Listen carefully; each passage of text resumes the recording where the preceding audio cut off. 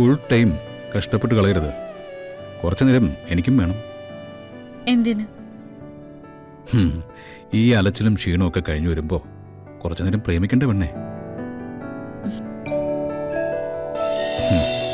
രാവിലെ കുട്ടികളെ എഴുന്നേൽപ്പിച്ച് റെഡിയാക്കാൻ മാത്രമേ അമ്മമാർക്ക് സമയമുള്ളൂ. അതിനിടയില് ഭക്ഷണം ഉണ്ടാക്കാന്ന് പറഞ്ഞാല് അവർക്കതൊരു പ്രാരാബ്ദ. ബ്രേക്ക്ഫാസ്റ്റ് മാത്രം പോരല്ലോ, കുട്ടികൾക്ക് ലഞ്ച് കൊണ്ടുപോണ്ടേ. മിക്ക ആൾക്കാരും നന്നായിട്ട് പാടുപെടുന്നുണ്ട്. എല്ലാ വീട്ടിലും പോയി സഹായിക്കാനാണോ ഉദ്ദേശം? ഉദ്ദേശം സഹായിക്കല, പക്ഷേ വീട്ടിൽ പോയിട്ടല്ല. ഒരു വീടിന് ആവശ്യമായ ബ്രേക്ക്ഫാസ്റ്റും കുഞ്ഞുങ്ങൾക്ക് കൊണ്ടുപോകാനുള്ള ലഞ്ചും നമ്മൾ റെഡിയാക്കി കൊടുത്താൽ എങ്ങനെ ഉണ്ടാവും? ജോലിക്ക് പോകുന്ന മാതാപിതാക്കൾക്ക് ടെൻഷനില്ല. അവർക്ക് അവരുടെ വരുമാനത്തിൽ നിന്ന് ചെറിയൊരു തുക അതിനുവേണ്ടി നീക്കി വെക്കേ വേണ്ടൂ. ഇത് വേണമെങ്കിൽ കടയിൽ നിന്ന് വാങ്ങിച്ചിട്ട് അവർക്ക് കൊണ്ടുപോവാം. പക്ഷെ നിത്യേന കടയിൽ നിന്നും വാങ്ങിക്കുന്നത് ഒരാൾക്ക് ഇഷ്ടാവില്ല. ഇതിപ്പോ നമ്മുടെ വീട്ടിൽ തയ്യാറാക്കി പാക്ക് ചെയ്ത് അവർക്ക് കൊടുക്കുകയാണെങ്കിൽ അവർക്കതൊരു സഹായമാവും, നമുക്ക് കൊള്ളാവുന്നൊരു വരുമാനം ആവും. സംഗതി കുഴപ്പമില്ലാത്ത കാര്യമാണ്. പ്രത്യേകിച്ച് ഈ കൊറോണ സമയത്തിന് ശേഷം ഇതുപോലുള്ള കൊച്ചു കൊച്ചു ബിസിനസ്സുകളൊക്കെ പല സ്ഥലത്തും പൊട്ടിമുളച്ചിട്ടുണ്ട്. ചിലതൊക്കെ നല്ല വിജയമാണ്. പക്ഷെ ഇതൊക്കെ ആരാ ചെയ്യുന്നത്? ഇതിനൊക്കെ ആരാ കഷ്ടപ്പെടുന്നത്? ഞാനില്ലേ, എന്നെ സഹായിക്കാൻ അമ്മയില്ലേ, ഞങ്ങള് ചെയ്തോളാം.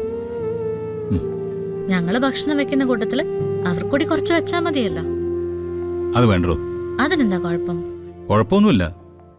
ഭക്ഷണം ഉണ്ടാക്കാൻ എനിക്ക് നന്നായിട്ട് അറിയാം. അതേക്കുറിച്ച് ആരും കംപ്ലൈന്റും പറയില്ല. പക്ഷേ എല്ലാത്തിനും കൂടി താൻ ഓടിയാൽ താൻ ബാക്കി ഉണ്ടാവില്ല.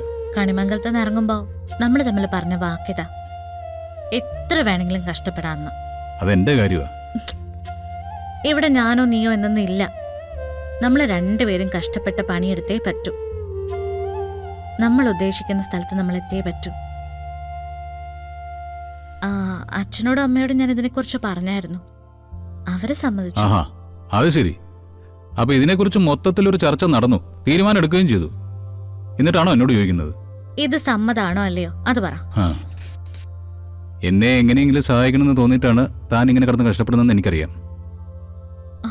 തന്നെ ഒരുപാട് കഷ്ടപ്പെടുത്തുന്നൊന്നും എനിക്കിഷ്ടമല്ലടോ.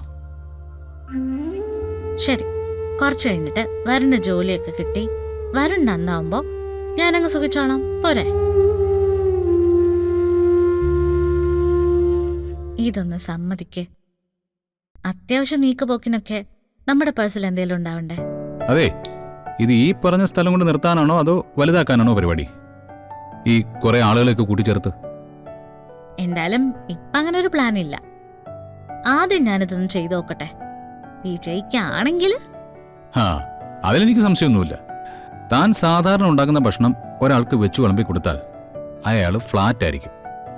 അക്കാര്യത്തിൽ തന്നെ മറികടക്കാൻ വേറൊരാളില്ല.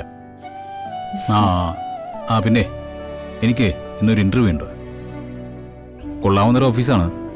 എൻ്റെ ഒരു പരിചയക്കാരനാ എന്നോട് പറഞ്ഞതും എന്നെ ഇൻട്രൊഡ്യൂസ് ചെയ്തതും. എനിക്ക് രാവിലെ തന്നെ പോണം. പോയിട്ടോ, നല്ല കാര്യല്ലേ? അല്ല, ഇനിയിപ്പോ ജോലി അന്വേഷിച്ച് പോകുന്നവർക്ക് വേണ്ടി പ്രത്യേകമായി ഭക്ഷണം ഉണ്ടാക്കി പാക്ക് ചെയ്ത് കൊണ്ടുവരുന്ന എന്തെങ്കിലും സംവിധാനം ഉണ്ടോ? കളിയാക്കണ്ട. ആൾക്കാരുടെ മടി കൂടിക്കൂടി വരിക. രുചികരമായ ഭക്ഷണം ഉണ്ടാക്കി അവരുടെ വീട്ടിൽ കൊണ്ടുപോയി കൊടുക്കാമെങ്കിൽ അവർ ഇഷ്ടത്തോടെ കഴിച്ചോളൂ. നമ്മുടെ പോക്കറ്റിലെ പണം വന്ന് ചാടുകയും ചെയ്യും. അതെ, ഫുൾ ടൈം കഷ്ടപ്പെട്ട് കളയരുത്. കുറച്ചു നേരം എനിക്കും വേണം. എന്തിന്? ഈ അലച്ചിലും ക്ഷീണവും ഒക്കെ കഴിഞ്ഞു വരുമ്പോ കുറച്ചു നേരം പ്രേമിക്കണ്ടേ പെണ്ണേ?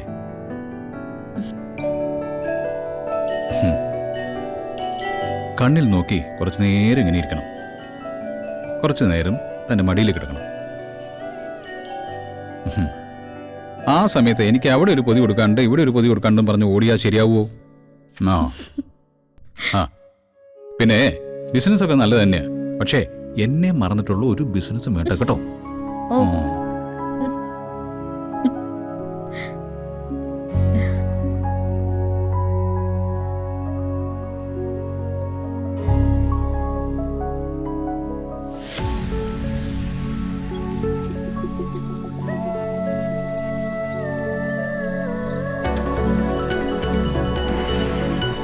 ഡോ താനീ വണ്ടി കയറി അങ്ങോട്ടും ഇങ്ങോട്ടും ഓടിച്ചു കളിക്കാൻ തുടങ്ങിയിട്ട് നേരം കുറെ ആയല്ലോ. വണ്ടിയല്ല മാഡം, ട്രാക്കാണ്. പൊസിഷൻ കറക്റ്റ് ചെയ്യാൻ വേണ്ടിയാ ഞാനിവിടെ ഇരിക്കുന്നത്. ആ മതി മതി, എനിക്കറിയാത്ത കാര്യമൊന്നുമല്ല. ആ ഡയറക്ടർ എവിടെ? ഇയാളിത് എവിടെ പോയി കിടക്കുക? ഇവരെയും വെച്ചോണ്ട് എങ്ങനെ ഷൂട്ട് ചെയ്യാനാടോ? കഴിഞ്ഞ പടത്തിൽ നമ്മൾ കണ്ടല്ലേ സാറേ. ഇപ്പൊ പിന്നെ കാശ് അവരുടെ ആയോണ്ട് വലിയ കുഴപ്പം കാണിക്കില്ല. എടി, അവിടെ അയാളെ ആ വണ്ടിയും തള്ളി അങ്ങോട്ടും ഇങ്ങോട്ടും നടക്കുക. ഒരു കാര്യവും നടക്കുന്നില്ല. അത് ട്രാക്ക് ചെക്ക് ചെയ്യുന്നതാ മുത്തശ്ശി. ഒരു ട്രാക്ക് എന്തോന്നാ അത്? എടി മോളെ, ആ ഡയറക്ടറോടെ എനിക്ക് ചില കാര്യങ്ങളൊക്കെ സംസാരിക്കണം. നീ വാ വാ. ഓ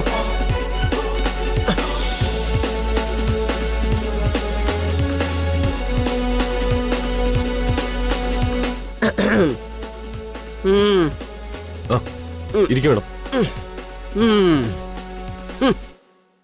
എടോ ഡയറക്ടറെ, നിങ്ങളിങ്ങനെ പുസ്തകം വായിച്ചോണ്ടിരുന്നാ മതിയോ? പണിയൊക്കെ നടക്കണ്ടേ? ഇത് സ്ക്രിപ്റ്റാണ് മാഡം. ഇത് വായിക്കണം, വായിച്ച് മാർക്ക് ചെയ്യണം. അതിനുശേഷമാണ് ഷൂട്ടിംഗ്. പ്രിയങ്കയ്ക്ക് അറിയാലോ.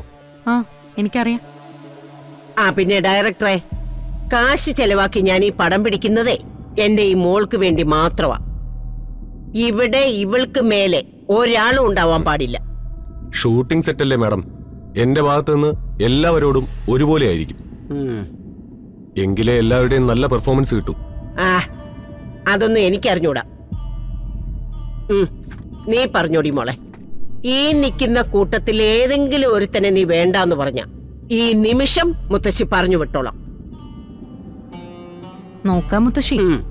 ആദ്യം ഷൂട്ട് തുടങ്ങട്ടെ. പ്രിയങ്ക സീൻ വായിച്ചില്ലേ? വായിച്ചു സർ. ഗെറ്റ് റെഡി, നമുക്ക് സ്റ്റാർട്ട് ചെയ്യാം. ഓക്കെ സർ, പോവാം മുത്തശ്ശി.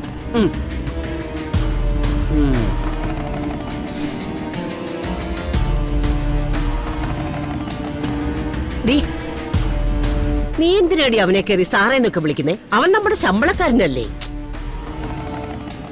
ഷൂട്ടിങ്ങിൽ അങ്ങനൊക്കെ വേണം മുത്തശ്ശി. ആ പിന്നെ അവന്റെ ഒരു ഷൂട്ടിങ്ങും അവനങ്ങ് കൊമ്പത്തെ ഒരാളും. വാ അങ്ങോട്ട്.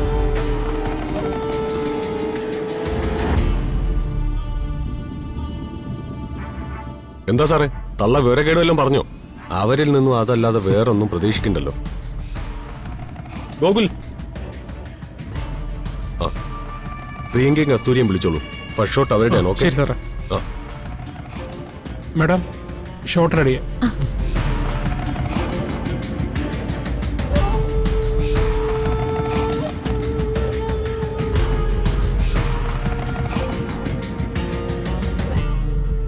Madam shot ready. വരാം.